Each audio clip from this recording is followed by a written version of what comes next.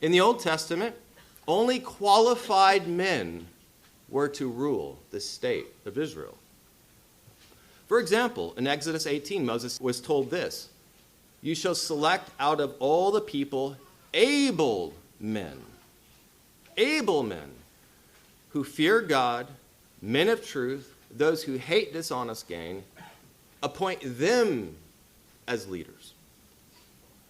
In Deuteronomy 1:15, Moses says, "I took the leaders of your tribes, wise and respected men, and appointed them as leaders over you." There are numerous texts like this, and they all teach that not anyone is qualified to rule. But notice what all of this presupposes. It assumes that some men are virtuous and some aren't. It also assumes that we could know who is who. We have a duty to choose the one, the virtuous, and to reject the other. In short, it presupposes the virtue of discrimination. And that will be today's topic. The word discrimination has recently fallen on hard times. For many Americans, discrimination is now a bad thing, almost by definition.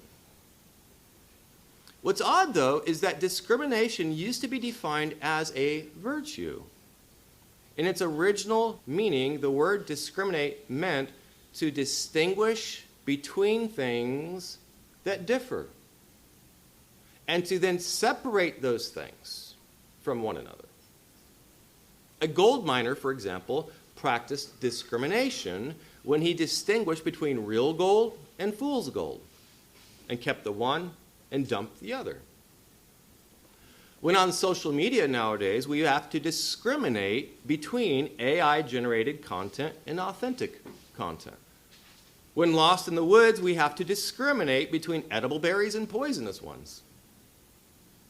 The ability to distinguish and separate things is an absolutely essential part of rationality. In the book of Hebrews, the author says that the spiritually mature are those who have their powers of discernment trained by constant practice to distinguish good from evil, to discriminate. Discrimination is a mark of a mature Christian. Listen to how Noah Webster put it in his 1828 version of the dictionary. Discrimination, entry 1, to distinguish, to observe the difference between, as we may usually discriminate true from false modesty. 2, to separate, to select from others, to make a distinction between, as in the last judgment, the righteous will be discriminated from the wicked. That's what the dictionary used to say in 1828. On the traditional meaning, discrimination is a virtue, but nowadays it is something bad. When I first tell my students in my ethics class that discrimination is a virtue, their eyes bulge and their jaws drop. It's like I just said blasphemy is a virtue. I don't think that's a coincidence. Discrimination is the secular version of blasphemy in Western culture. And there's a reason for this. It's called egalitarianism. Okay, kids, I just used a really big word, egalitarianism. So let me try to explain it for you. It comes from a French word, égalité, which means equality. So you think of it as equalityism.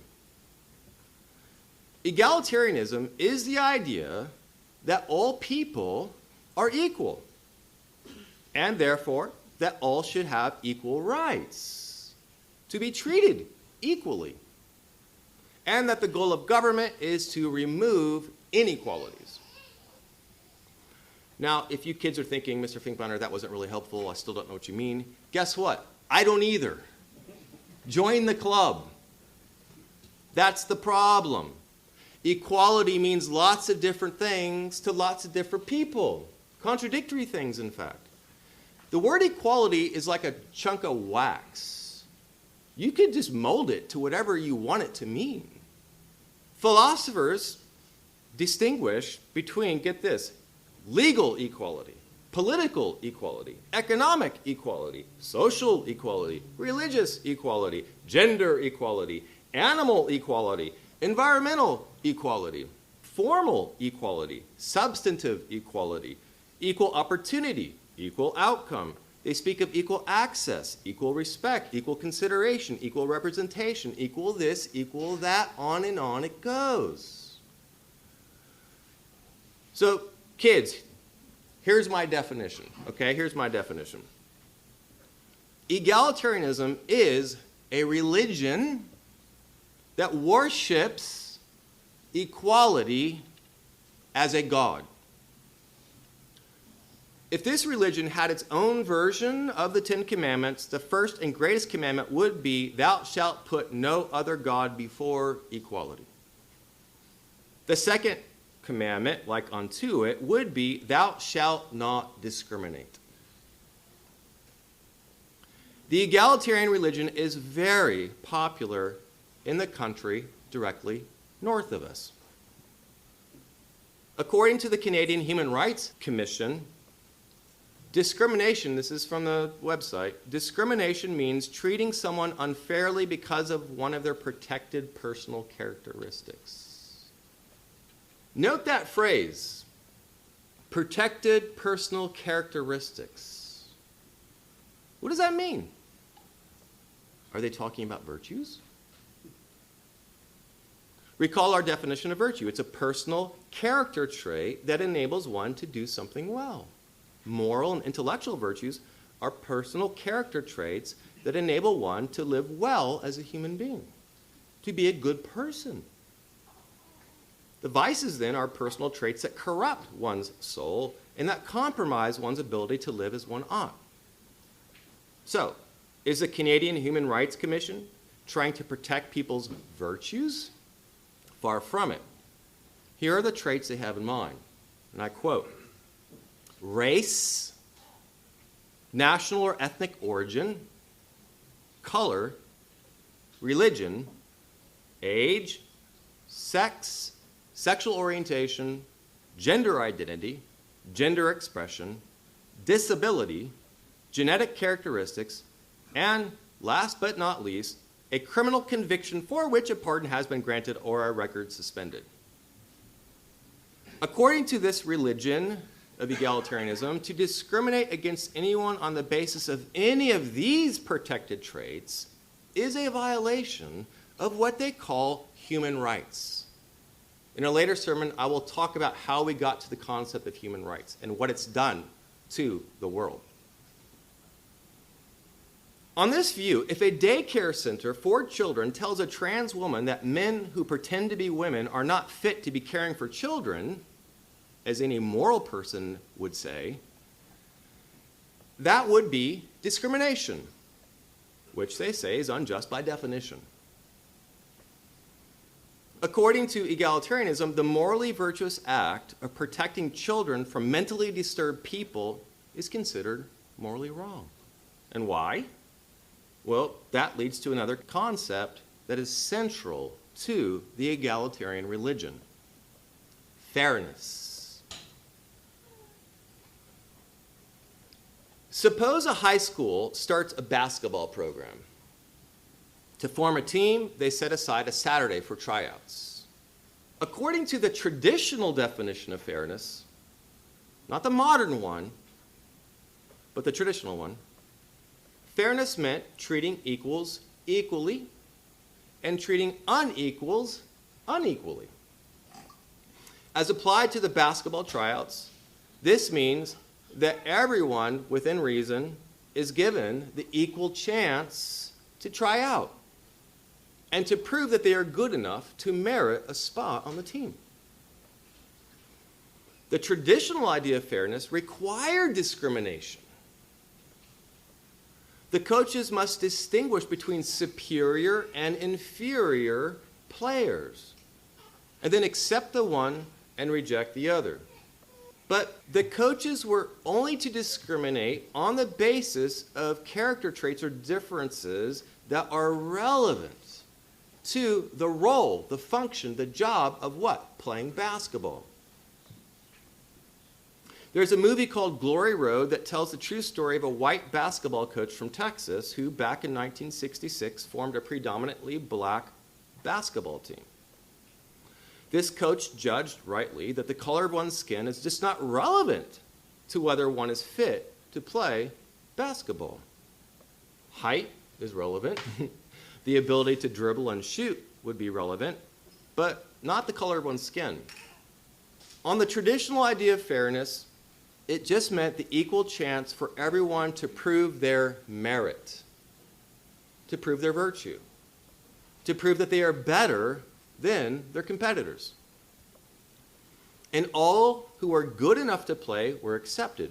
That's treating equals equally. And all who are not good enough to play are rejected. That's treating unequals unequally. That's the traditional definition of fairness. But the modern definition of fairness is very, very different. That is because the modern definition of fairness is all about equal outcomes, what is called equity. How might the concept of equity change the basketball tryout? Let's think this through. I believe equity could be used to justify any one or all of the following policies. Okay? Number one, everyone who tries out is allowed a spot on the team. Did you show up with a pulse? You're on the team. But what if they're super short? Well, equity would say that's all the more reason to take them onto the team as you're now increasing diversity and equal representation. But what if they can't dribble or shoot? Equity would say that this is due to no fault of their own. They just happened to grow up with parents who didn't teach them how to play basketball. They didn't have basketball privilege. Equity could also mean that on this team there will be no bench riders. Everyone will be allowed to start. The coach will just rotate all the players. Everyone will be given equal time on the court, no matter how bad they are. Equity will also result in an extremely diverse team. There will not only be blacks and whites and all shades of brown. Equity will ensure that at least 50% of the players will be females. There will be straight players and gay players, cisgender players and trans players. And to counteract Christian privilege, there will be Muslim and Hindu players. To counteract ableism, there will be handicapped players, which means that the courts will be made wheelchair friendly. And what about the results of this? Won't this sort of result in incompetent players? Well, yeah, and they're going to lose games, but equity has a solution to that too. All those who are handicapped or short or dribble challenge or shooting challenge will be judged by different standards. The rules of play themselves will be altered to ensure equal outcomes. Referees will be required to let short people dribble. Tall people will be made to shoot with only one hand behind their back. The really bad teams will be granted a 20-point lead at the outset of each game. And if there are any fans in the audience who decide to boo these teams, those fans will be canceled. They'll be ejected from the stands on the grounds of hate speech. Won't this destroy the sport of basketball? Well, yeah, but why does that matter as long as everyone feels equally valued, equally included, equally respected, equally represented? What does it matter as long as fairness is achieved? Well, thankfully, basketball is still operating according to the traditional standards of fairness, not the modern one. But the sad and shocking thing is that something far more important, society, our society, is operating according to the modern standard in many spheres of life. And it begs the question of how we got to this point. It's a long story, and I'll plan on telling some of that later.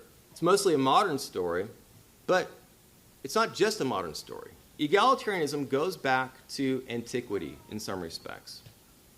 One of the fiercest critics of egalitarianism was Plato. The problem with democracy, said Plato, is that it violates the classical principle of justice, that equals should be treated equally and that unequals should be treated unequally. Plato says that the democratic creed violates this principle by, in his words, assigning equality to equals and unequals alike. And he argued that this democratic creed could only lead to chaos and the rise of a tyrant. And this is because by treating unequals equally, democracy will violate the natural order of things. It will invert or switch up the natural and proper relationships among people. Plato provides an extensive list of these inversions, and I want to run through them, and I want you to try to identify modern parallels in your own mind. First, Plato says that democratic egalitarianism will invert the natural relationship between men and women. Women will act like men, and men like women. Second, it will invert the relationship between parents and children. In a democracy, says Plato, a father gets into the habit of behaving like a child and fearing his own son. The son gets into the habit of behaving like a father, feeling neither shame nor fear in front of his parents. Third, democracy inverts the relationship between adults and youth in general. Plato says, the young are the spitting images of their elders and compete with them in words and deeds, while the old stoop to the level of the young and are full of wit and indulgence, imitating the young for fear of being thought disagreeable and masterful. Fourth, democracy inverts relationships between teachers and students. A teacher, says Plato, is afraid of his students and flatters them, while the students belittle their teachers and do the same to their tutors. Fifth, democracy inverts the roles of citizens and alien immigrants. In Plato's words, quote, a resident alien feels himself equal to a citizen, and a citizen to him, and foreigner likewise. Sixth, egalitarianism goes so far as to invert the relationship between humans and pets. He says no one who had not experienced democratic equality would believe how much freer domestic animals are here than any other city. Horses and donkeys are in the habit of proceeding with complete freedom and dignity, bumping into anyone they meet on the road who does not go out of their way. Seventh, democratic equality perverts the moral distinction between the virtuous, the law-abiding citizens, and the criminals. Democracy, he says, is far more tolerant of crime and far less tolerant of virtue. He says that criminals, quote, stay on all the same, living right in the middle of things without anyone giving them a thought. Finally, all of these unnatural and irrational behaviors are a symptom of a deeper inversion still, the inversion of good and evil. Plato says that in democratic culture that elevates equality to the level of a supreme value, good will be called evil and evil will be called good. He says that democratic souls call reverence foolishness, temperance cowardice. They call anarchy freedom, extravagance magnificence. And get this, in egalitarian societies, they will call shamelessness courage. Or, to update it to our culture, immorality will be celebrated under the guise of pride. Shamelessness will be justified as the courage to come out. Plato's critique goes further. He offers an explanation of the democratic creed itself, of why they think that unequals should be treated as equals. And for Plato, the explanation is hedonism. Hedonism comes from a word that means pleasure. Hedonism is a philosophy of life that says all pleasures are equally valid. And you'll recall this ties into my last sermon on the nature of good and the common good and the good life. Hedonism says that there is no basis for discriminating between good pleasures and bad pleasures. They're all equally valid. Plato says that the democratic love of equality is a logical result of its love for immoral pleasures. In his words, egalitarianism results from the democrat's insatiable desire for what it defines as the good life, namely his own personal freedom to pursue pleasure without hindrance. It's important to see here that the hedonist is not simply saying that some pleasures are good. Everyone believes that. The hedonist is saying something far, far more radical. He's saying that no pleasures are bad. He therefore rejects the idea that some pleasures are immoral, sinful, perverse, debased, shameful. He says that all pleasures are equally valid. They're egalitarian about pleasure, egalitarian about what goodness is. Here's how Plato describes the democratic hedonist soul. Listen to these words. Then, putting all his pleasures on equal footing, he, the democratic soul, lives, always surrendering rule over himself to whichever desire comes along, as if it were chosen by lot, not by reason, until it is satisfied, and after that to another, dishonoring none but satisfying all equally. Hedonism means that all lifestyles are equally valid. All the hallmarks of democratic culture flow from this. Hedonism justifies individualism and relativism. Since all pleasures are equally valid, it's for each person to decide which pleasures he wants to pursue and how he wants to pursue them. It also justifies moral diversity. Since each person gets to decide for himself what is the good life, the good for him, according to his subjective desires, there will be many different good lives, all equally good. Hedonism also justifies what we might call tolerationism. If everyone's lifestyle is valid, then everyone must be affirmed, accepted, not judged. The democratic soul refuses to pass judgment on others unless it's a morally virtuous person who's calling them out for their immorality. The hedonists will call those people haters, bigots, intolerant. Since hedonists define happiness as pursuing all pleasures equally, they also define happiness as freedom from moral virtue. For the biggest threat to hedonism is the belief that some pleasures are in fact lawless, which of course is the belief of the morally virtuous types. A virtuous man will discriminate between two kinds of pleasure. The objectively good pleasures, the ones that are both moral and beneficial, as I explained last week, and the objectively bad pleasures, the ones that are immoral and detrimental. For Plato, the ability to discriminate is itself a virtue, since it's needed to distinguish between what is virtuous and what is not virtuous. And it's this ability to discriminate between moral pleasures and immoral pleasures that hedonism rejects. He does not want to be told that some of the pleasures he's pursuing are in fact lawless. You can't enjoy the pleasures of sin insofar as you're aware of them as sinful pleasures. So you have to block that knowledge out by telling yourself that they're all equally valid. Now, I don't think hedonism is a total or complete explanation of how we got to where we are right now with DEI and all the nonsense of equalitarianism, but I do think it explains a good bit. The most obvious case that's relevant to Plato is the feminist liberation movement and the LGBTQ movement.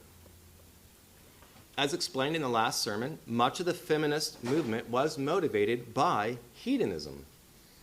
A woman wanted the right to have sex without having babies, and hence the right to abortion on demand. They therefore wanted freedom from God's moral law. They wanted their pleasures to be considered equally valid by society and off limits to discriminatory judgments from the morally virtuous. They want their sexual autonomy to be part of their class-based identity as women, as one of their class-based protected traits. The same is true of homosexuals and trans people. They want their class-based traits to be legally protected traits, and hence off limits to moral discrimination from the virtuous. Plato is right. Hedonism plays a major role in the rise of egalitarianism. Equality, you see, becomes a moral ideal under which the love of pleasure hides itself. Modern equality is in many ways a euphemism for lawlessness. Modern equality turns vice into a right and virtue into a wrong. And I believe that one of the most urgent things for the modern church is to disentangle itself from egalitarianism in all of its forms.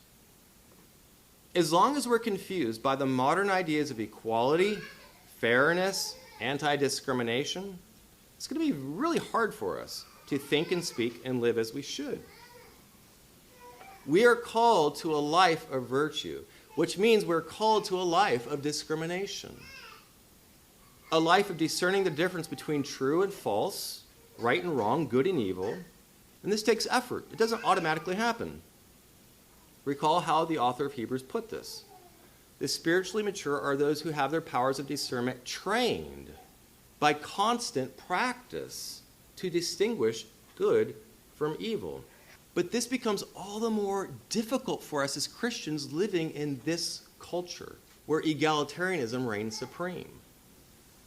You guys know that he who wins the battle for words wins the battle for the culture. It's a battle over the dictionary. And I've been teaching young people for a long time, and I can assure you that many of them are just completely confused about what is justice, what is fairness, what is equality. No one wants to say they're on the opposite side of those ideals. It all sounds great, right? The problem is those words are ambiguous. They mean different things to different people. And so as Christians, we have to get clear on biblical categories of justice, of fairness, and so forth, of equality. One of my roles as elder is to shepherd the flock, to protect it. To protect it from what? Well, one of the themes you see in the New Testament is wolves, to protect it from wolves, many of whom hide in sheep's clothing. And it's the job of an elder to be able to discern, to distinguish, to discriminate between true sheep and wolves dressed like sheep. And our church today in America is under the influence of wolves who are peddling egalitarian ideas. And it's ruining so many people's lives. It's destroying the family. It's destroying our sense of sexuality, of gender. And so it's vital for us as a church here, this church, to spend some time trying to get clear on what is equality. Is that a biblical ideal? What is justice? What is fairness? What do these things mean? It's important for us to get that this is one of the things that we now, as 21st century Americans living in this increasingly post-Christian culture, this multicultural, confused, upside down, inverted society, it's one of the imperatives for us to get clear, to think. Virtue does not automatically happen. You have to work at it. And one of the things you have to work most on is renewing your mind.